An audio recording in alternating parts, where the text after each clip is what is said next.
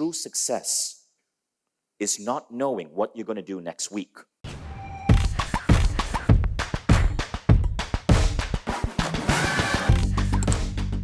I started my career sitting cross-legged. I'm a former meditation instructor. I started out as a VP in Silicon Valley, electrical engineering and computer science, but the stress of that day-to-day job caused me to break down. Long story short, I took a meditation class, it transformed me, and I decided, forget Silicon Valley, I want to teach meditation. So I quit my job as the vice president of a booming startup and became a meditation instructor. The problem is, I was married at that time, and I didn't get my wife's permission. And very rapidly, our bank balance started collapsing. So I needed a way to turn this thing that I was into, teaching meditation, into a way to make money, yes, but also reach more lives. And that's how Mindvalley began. Now, it's not been a quick journey. This journey has been almost 20 years. But in the course of the 20 years, with no venture capital, with no investors, with no bank loans, by really getting good at teaching, I was able to turn about $1,000 a month teaching meditation into a business that now generates close to $8 million a month, transforming lives. And we did this from Kuala Lumpur, Malaysia. And many of you I know are from developing countries. And it's a lot more challenging there. And this is what I guess I'm most proud of. Now, what I'm going to talk about is that art of changing lives. How did Mindvalley become the world's biggest transformation platform? And we mean the world's biggest. We have 60 world-class teachers teaching on Mindvalley, but there's a unique thing that we do that you can break down into a formula, and if you learn this formula, you can create a transformation in your audience, even if you're entertaining, or if you're teaching something as a fitness teacher or a coach, it's even more powerful. But when you can change a person's life, that is the ultimate flex. We're a transformation platform with many world-class teachers teaching, but we don't just do media, we also focus on community. Now, but the third thing we do is we get results that stick. So you don't just get an idea and then forget about it. The idea sticks with you and it changes your life. If you go to our website, you will see there are 16,000 user-submitted case studies. And that's just the people who bother to submit to our website. In the press, organically, people write about their Mindvalley transformation. Billboard magazine wrote about how the rapper Miguel meditates to my meditation with his entire crew before their concert. NFL top 100 footballer Tony Gonzalez spoke about meditating to Mindvalley. Miss Universe 2014 spoke about how Mindvalley changed her life. And one of the most interesting case studies is this young 19-year-old girl beat Serena Williams in the US Open. And when they asked her how she did it, Bianca Andreescu held up my book. This is what I mean by results that stick. Now, would you guys like to know the formula? Okay, first thing you got to know, you got to understand what is transformation. So now I'm going to get a little bit academic. I'm going to bring in research from the University of Toronto combined with what I've discovered building this platform. So the first thing is this: transformation is an irreversible shift towards a greater understanding of the world. That's it. It's an irreversible shift. Once you learn the power of kindness, you don't go back. You don't revert to being an asshole, right? Once you understand the importance of healthy eating and exercise, you don't revert back to your bad habits. True transformation is sticky. It's like the chewing gum at the bottom of your shoe. You cannot get it off you. Now, let me give you an idea of a transformational shift that happened to me recently. And if you can create this type of shift with your audience, you build fans, loyalists, you change lives. So in my case, this is what happened. I was in Dubai around 2.5 weeks ago, and a friend of a friend told me that I need to meet this man. And his name is Wayne, and he's literally a billionaire, and he lives at Princess Tower, and he took me out to his balcony and showed me the view. And that was the view I was looking at. My God, this was the most incredible apartment I'd ever been in. This is probably the most incredible view I've ever seen. I live in Tallinn, Estonia, where the tallest building is like 3 stories high. It's a medieval city. But as Wayne was showing me this view, he transformed me in 2 minutes with the following conversation. Wayne said, "Vishen, you want to know what it takes to being a billionaire?" And I said, "What?" And he says, work 18 hours a week. So I'm like, what? And he goes, I mean that. You must work 18 hours a week. You must figure out how to make your work so automatic that you only work 6 hours on Tuesday, 6 hours on Wednesday, 6 hours on Thursday. Monday and Friday must be free. So I was puzzled by this. It sounded counterintuitive because we always think these people work ridiculous amounts of hours. Then Wayne continued. He said, true success is not knowing what you're going to do next week. So I was confused by this.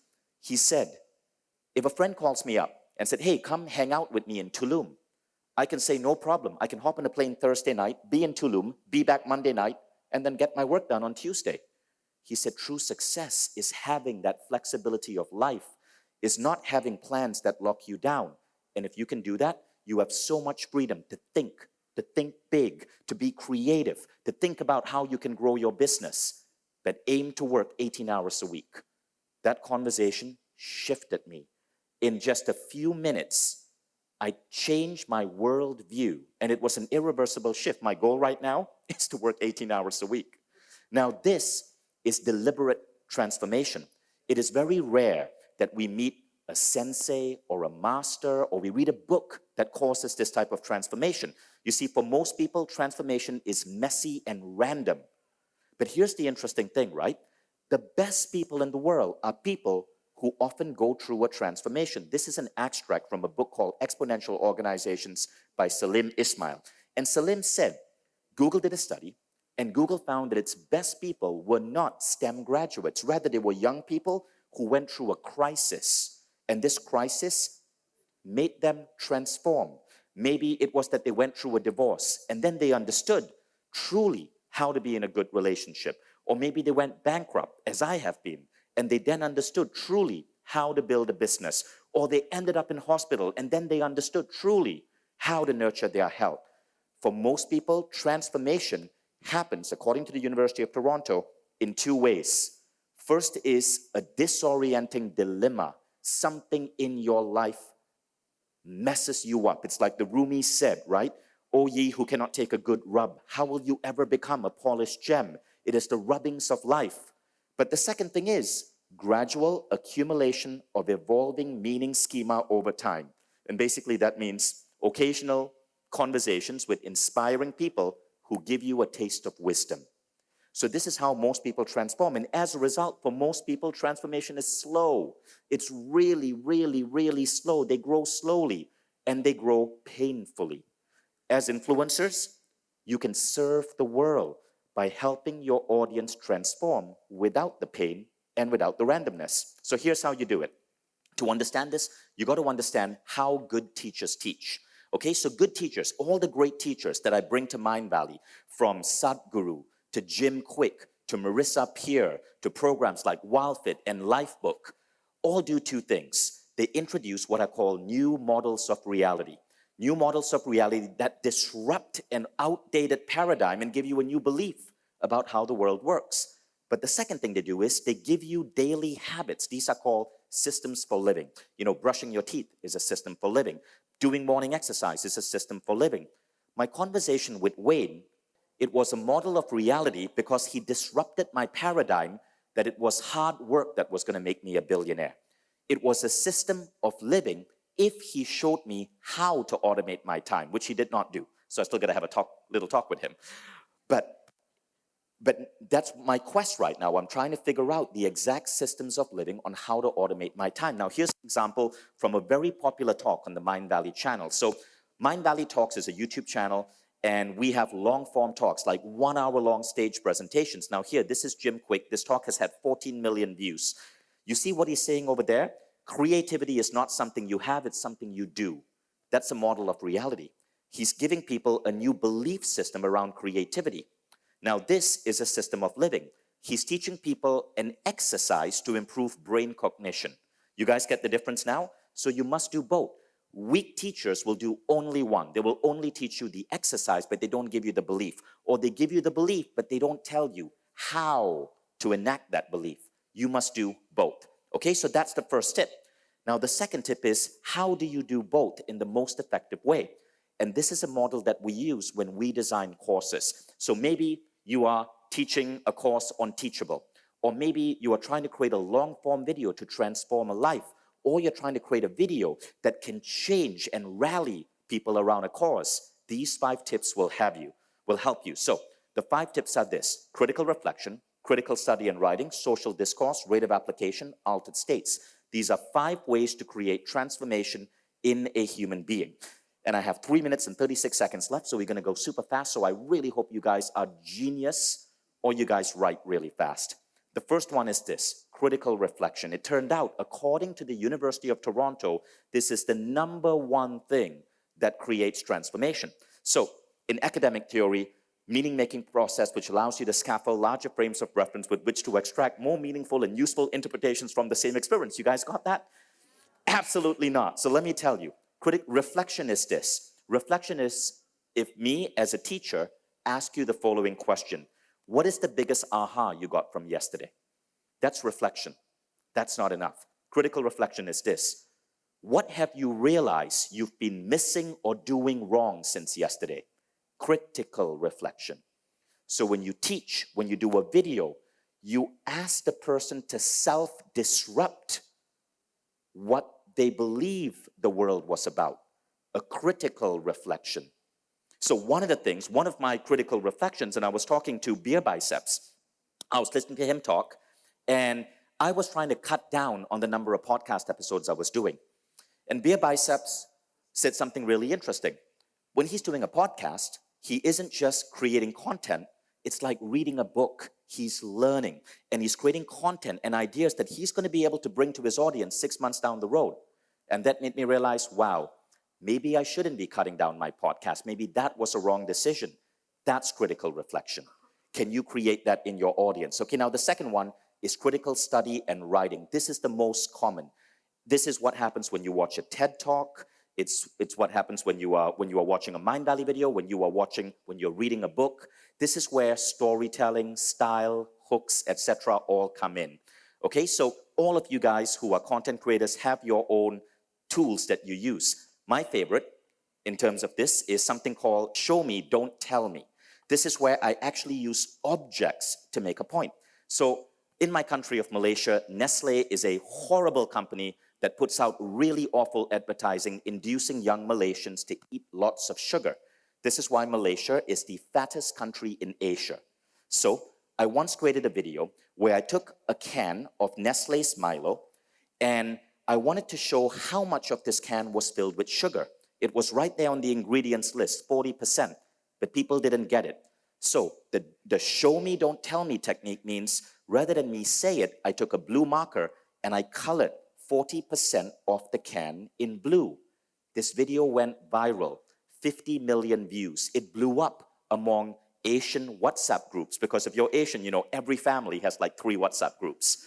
And it became the biggest story in Malaysia. And I almost got sued, but the end result was Nestle lost its health certification for Milo in Australia and New Zealand. They could no longer say that this was healthy. But it all started because of show me, don't tell me. I visually demonstrated it. Okay, now the next one, social discourse. Social discourse is when you bring people together for community. So we built a simple app where a community can come and share notes. You can use Facebook for this. We even do like real world things where a community comes together in cities. Number 4 is rate of application. Rate of application means when you learn something, you do it. So back to the story of that billionaire, Wayne. Remember what he said? If I'm invited to go somewhere, I can just say yes and fly out on Thursday night. As I was sitting with Wayne, well into midnight, he said, you know, I got to fly to Istanbul in 2 days. And then he looked at me and I'm like, maybe I'll come with you. That is rate of application. He told me to keep my Friday free and I did. I flew to Istanbul with him and there I just met the most amazing people. When you learn something, act on it immediately. And when you teach your students, get them to act on it immediately. So those are 4. The final one, very simple, altered states. This is where you bring in meditation, you bring in breath work, you bring in any type of thing that lets you talk to your subconscious. I did a podcast interview with the founder of GoDaddy, and he spoke about how altered state training, in his case it was psychedelics, I do not recommend you recommend that, but it helped him recover from 50 years of PTSD in 3 days. But anyone, if you're an exercise instructor, if you are teaching even creativity, you can use meditations, hypnotherapy, breath work, any type of subconscious training to change people from the inside. This is really the secret of designing powerful transformations for your audience. Because remember, true influencers don't just get views, they create better humans. Thank you.